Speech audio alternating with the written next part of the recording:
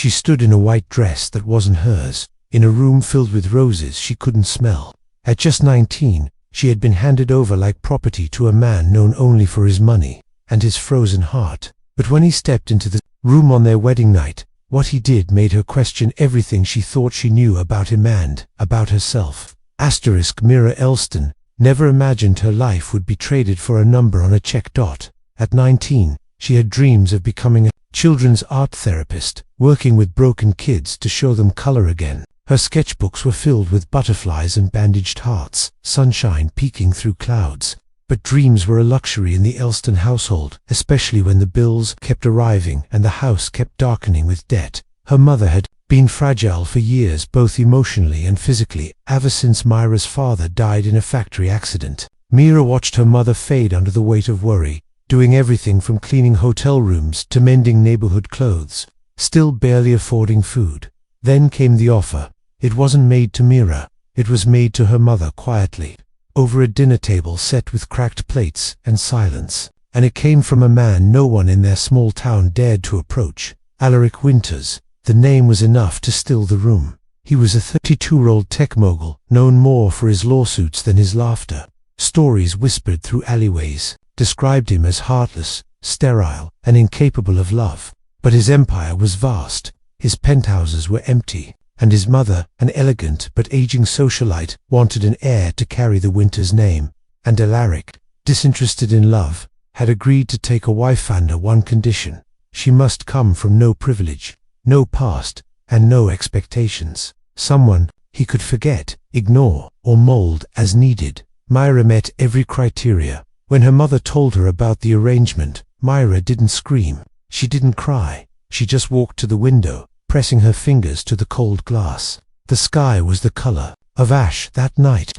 "I didn't raise you to be traded," her mother whispered, trembling. "But I'm out of choices. We're out of time." Mira didn't blame her. She blamed the world that had made her mother so desperate. There was no grand cathedral, no music, no family, just a quiet signing of documents, a lawyer, and a diamond ring that slid onto her finger like a shackle. Alaric never smiled. He didn't even look her in the eye. In his tailored suit, he appeared carved from ice, handsome but distant, like a painting in a museum that no one was allowed to touch. Mira stood beside him, numb, repeating her vows like lines from a play she hadn't auditioned for. Afterward, a sleek black car took them to his mansion perched high above the city. The view was breathtaking, but Mira felt like a prisoner staring out of a golden cage. As they stepped inside, Mira couldn't help but marvel at the vast silence. Everything looked like it had been bought but never lived in. Walls dressed in expensive art, chandeliers gleaming with untouched crystals, and air that smelled faintly of money and loneliness. "Your room is upstairs," Alaric said. His voice clipped. Myra blinked. "My room." He nodded. "We'll be sharing a house, not a life. You're free to use everything, but I expect privacy and silence. This arrangement is transactional. You will not be harmed, Mira, but don't expect affection." It was the longest sentence he had spoken all day, and then he turned and walked away. Mira sat alone in her room for hours, staring at the untouched bed. Was this it? Was this what the rest of her life would be? Then, around midnight, there was a soft knock. She froze. Alaric stood at the door, not in a suit now, but in a plain grey sweater and jeans, still serious, but human. "I owe you something," he said quietly. She braced herself. "I owe you the truth." He stepped in, placed a sealed envelope on the table, and spoke with a kind of softness she didn't expect. "I didn't want a wife. I wanted peace.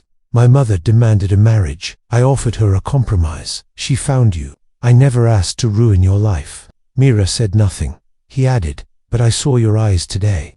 You're not weak, Mira, and you deserve to know this was not your fault." And then, without touching her, without making a single move to own or claim her, he walked out of the room. Mira opened the envelope. Inside was a contractor clause she hadn't seen. It said she could walk away at any time, with no legal or financial consequence. Her dowry would remain with her family. She was not trapped, not unless she chose to stay. Mira held the contract in her hands, shaking.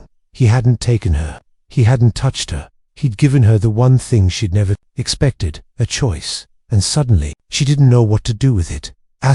She didn't sleep that night. Myra sat on the edge of the velvet chair near the window, the moonlight spilling in like soft silver. The contract lay untouched on the table beside her, and her wedding dress, now wrinkled and carelessly draped across a chair, seemed like a ghost from a life she hadn't agreed to live. He had left her with silence, but not fear. That was the strangest part. She'd expected something far worse, a cold man claiming his rights, reminding her that she belonged to him now.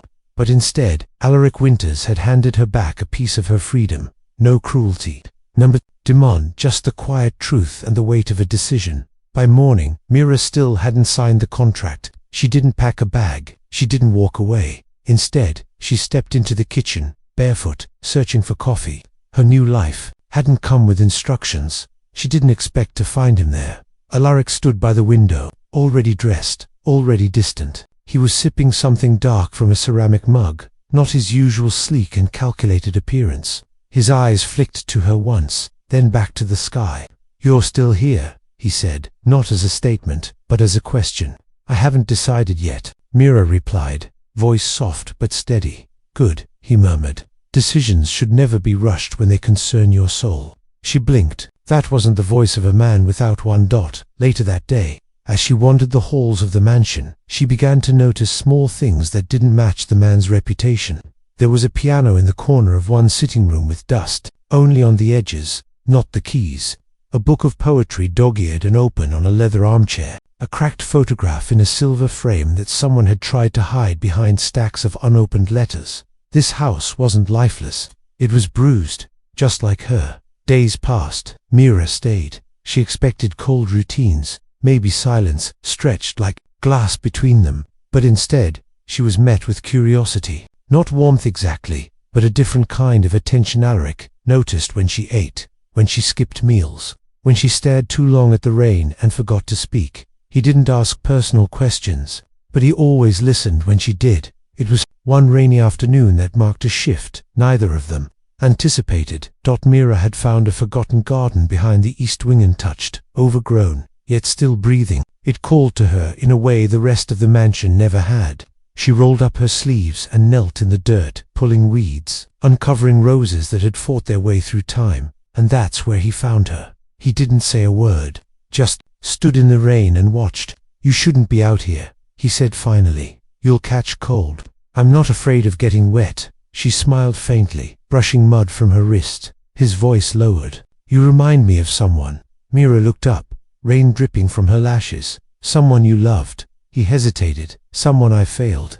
That night, for the first time, they sat across from each other at dinner. No contracts, no terms, just food and the soft hum of shared silence. "Why did you agree to all of this?" Myra asked, quietly. "If you never wanted a wife, why allow your mother to choose one for you?" He stared at his plate. "Because I was tired of pretending I could feel something I didn't. And now." He looked at her, then really looked at her, as if searching for something buried beneath her skin. "I don't know what I feel," he said honestly, "but it's not nothing."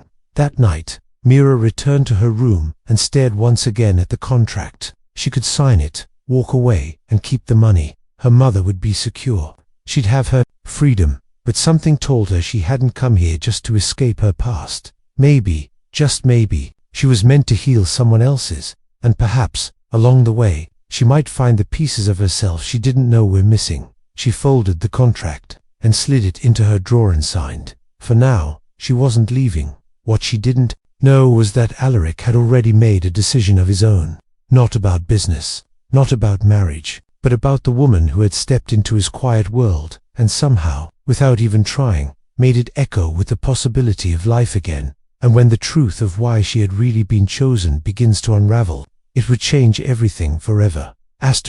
She didn't belong in a mansion, yet every corner of it now remembered her touch. The garden, once forgotten, had started blooming again, and vines curling up cracked stone, lavender beginning to peek through weeds. The old piano she discovered in the drawing room had been dusted clean, and every so often, late at night, soft music drifted from it like a memory returning home. But it wasn't Myra who played it. It was Alaric. She'd caught him once barefoot, shirt sleeves rolled, fingers gliding over ivory keys with a quiet sorrow that stole her breath.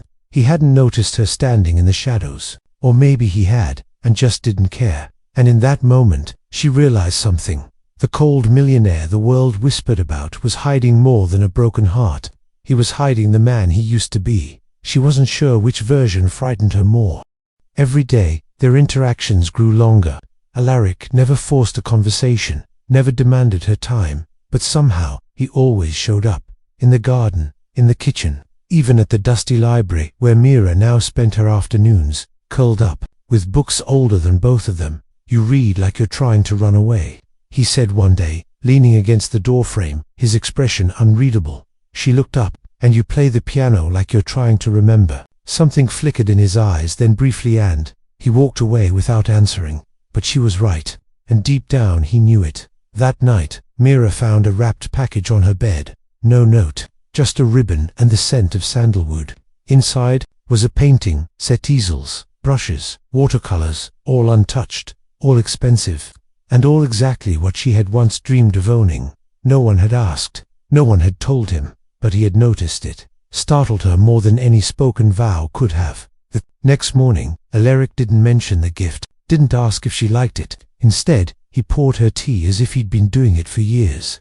"I saw your old sketchbook," he said casually, not looking up. "In the garden. You left it on the bench." She stiffened. That sketchbook was her past, her pain, her proof that once she had wanted to live out loud. He finally looked at her. "Don't let anyone take that part of you away, not even me." It wasn't the words, it was the way he said them, like someone who had once been forced to give up something to Dot, and suddenly, Mira found herself asking a question she hadn't meant to. "Who hurt you, Alaric?" For a long time, he didn't speak, just stared at the steam rising from his cup. "My brother," he said finally, "and my father, in different ways, but they both taught me how not to feel." He said it like a confession. Quiet, UNPOLISHED.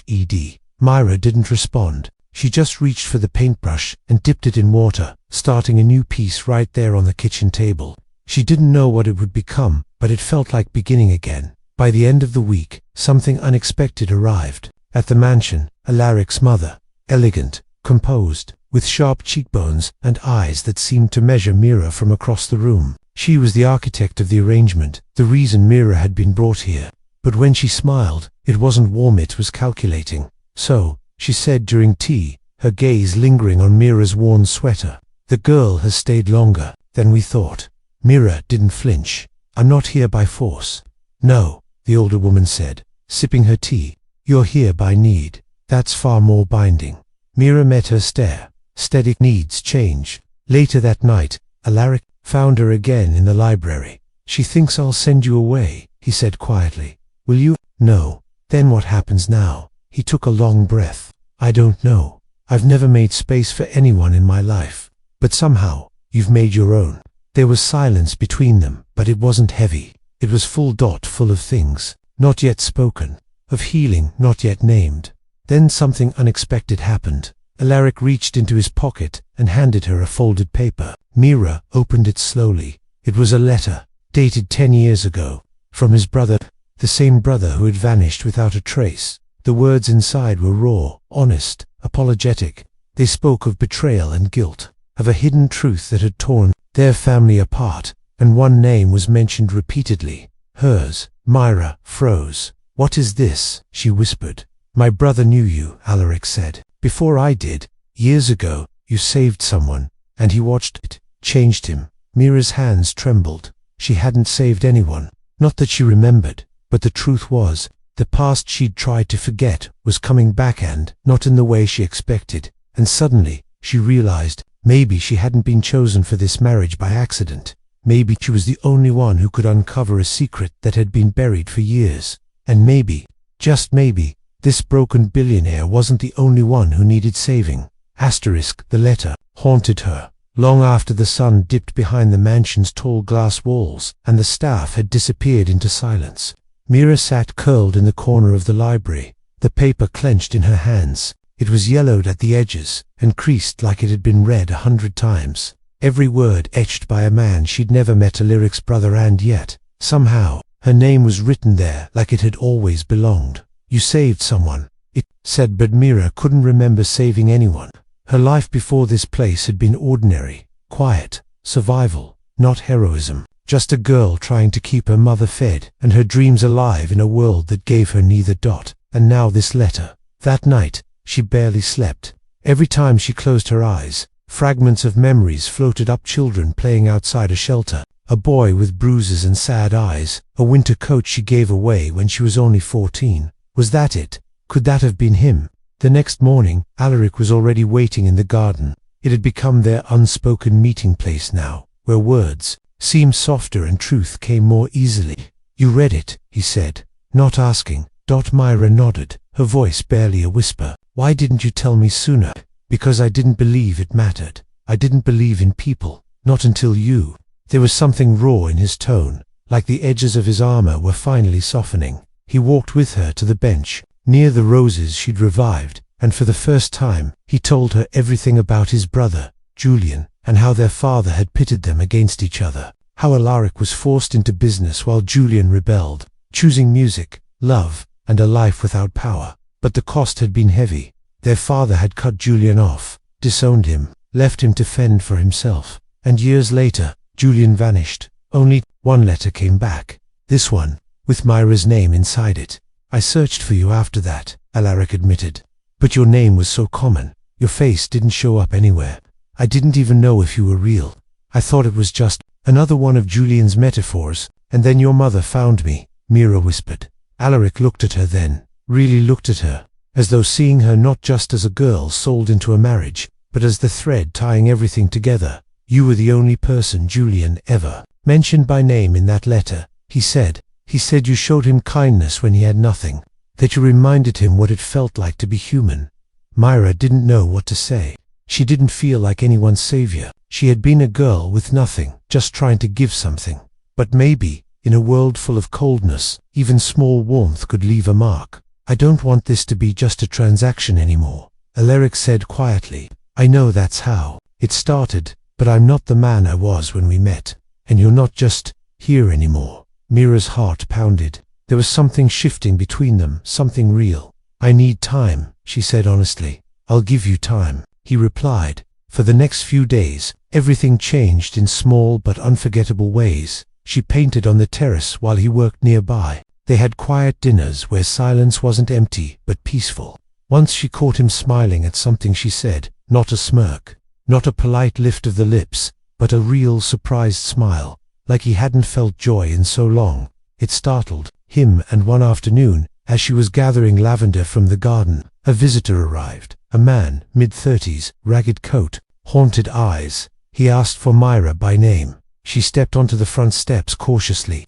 Alaric was instantly beside her, protective, calm. The man removed his hat and lowered his gaze. "I think you saved my life once," he said. "A long time ago. I've been looking for you." Mira's breath caught. He wasn't Julian, but he had known him. They had shared a shelter once. Julian had spoken of her often, the girl who gave away her coat. It had become a story they told each other on cold nights, a way to remember that not everyone in the world had turned cold. And then, from his pocket, the man handed her something, a second letter, one Julian had written, but never mailed. Inside, Julian spoke of wanting to return to Alaric, of finally being ready to forgive. He had asked the man to deliver it, if anything happened to him. Myra read the words through tears. At the end, Julian wrote, "If you ever meet my brother, tell him, the girl with the coat saved me. And maybe she can save him too." She handed the letter to Alaric, watching his hands tremble as he read. He didn't speak for a long time, but when he looked up, his eyes were not cold anymore, they were full. And in that moment, Mira realized, the boy who had been taught never to feel was finally learning how to. He didn't cry when he read the letter, not aloud, not where anyone could see. But later that night, Mira found the lights on in the music room, and the piano lid lifted. Alaric sat alone, shoulders bent, his fingers resting over the keys without pressing a single one. She stood quietly, in the doorway, unseen. He didn't move, didn't speak. He just stared at the piano like it held all the years he'd lost. It was then she realized grief doesn't always come in loud sobs or broken shouts. Sometimes, it sits in silence, heavy, still, waiting for someone to understand without asking for explanation. Mira stepped inside and sat beside him without a word. After a moment, her hand found his, not grasping, just resting close enough to say, "I'm here," and he let it stay. The next morning, the mansion felt different, brighter, somehow. The windows were still tall and cold, but the air carried something warmer. Alaric greeted her in the hallway, not with his usual stiff nod, but with a soft good morning, like he meant it. At breakfast, he surprised her again.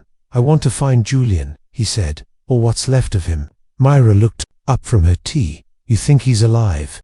"I don't know, but I need to know for sure. He deserved more than silence." He paused, then added, "Will you come with me?" She hesitated. She had never stepped outside with him. The world still thought of her as the girl who had been sold to the Winters family. Going anywhere together would raise questions, spark gossip. But then she looked into his eyes, honest, human, no longer shielded. "I'll come," she said.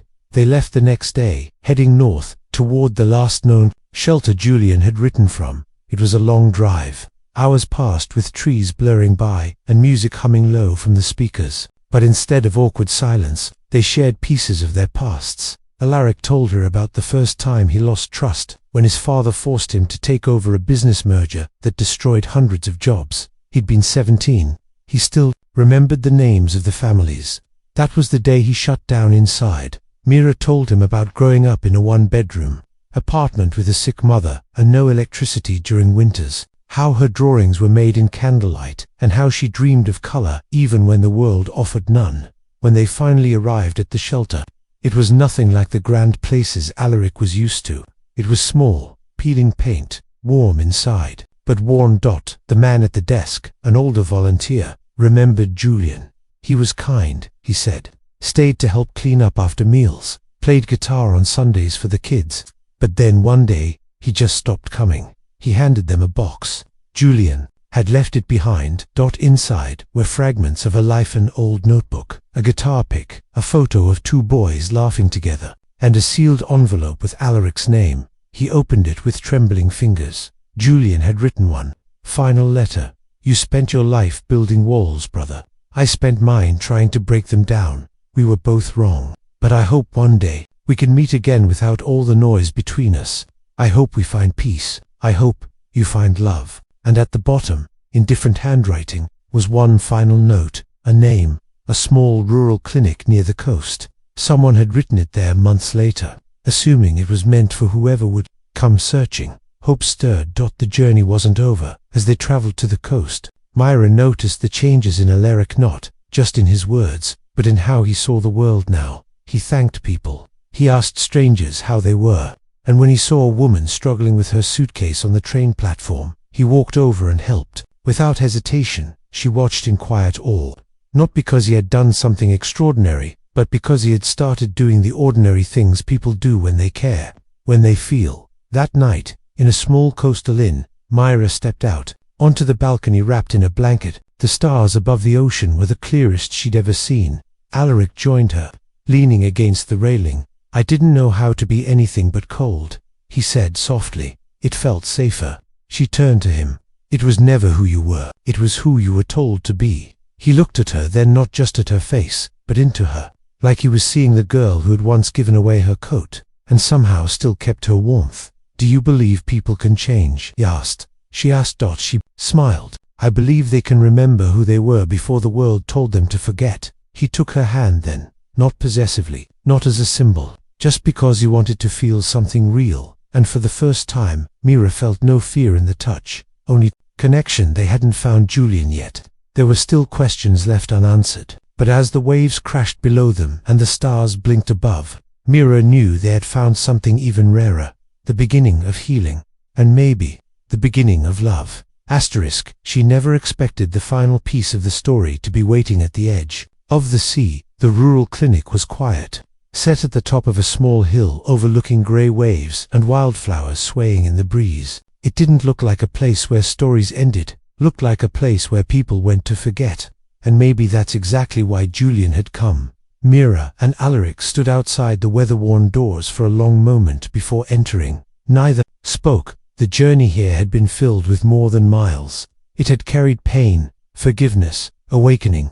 Now, they were just two people standing on the threshold of truth. A nurse greeted them with a gentle voice and eyes that immediately softened. When she heard the name, Julian Winters, she repeated, "Yes, we knew him. He was here." For a time the world paused, but Alaric asked, already hearing the weight in her tone. "He passed away 3 months ago," she said quietly. "Cancer. He didn't want treatment, just a place to feel like himself at the end."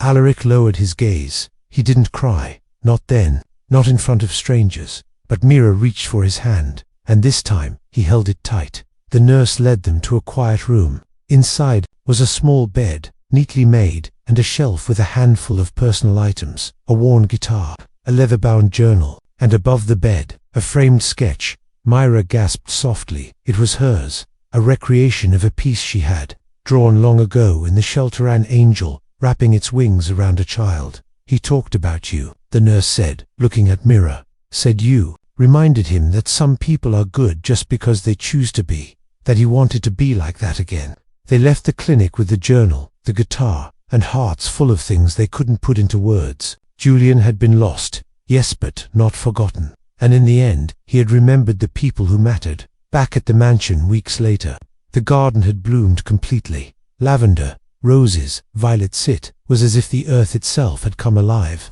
Again, Myra stood among the petals, her fingers trailing over a leaf as sunlight bathed her shoulders. She no longer felt like a visitor here.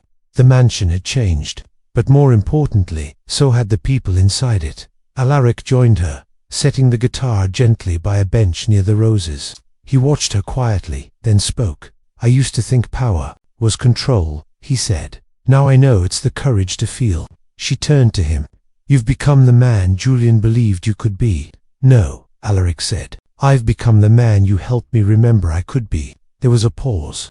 The wind danced softly around them. "Myra," he said, his voice lower now, tender, "I never asked what you truly want. I was so busy hiding from who I was. I forgot you were the one who had the right to choose."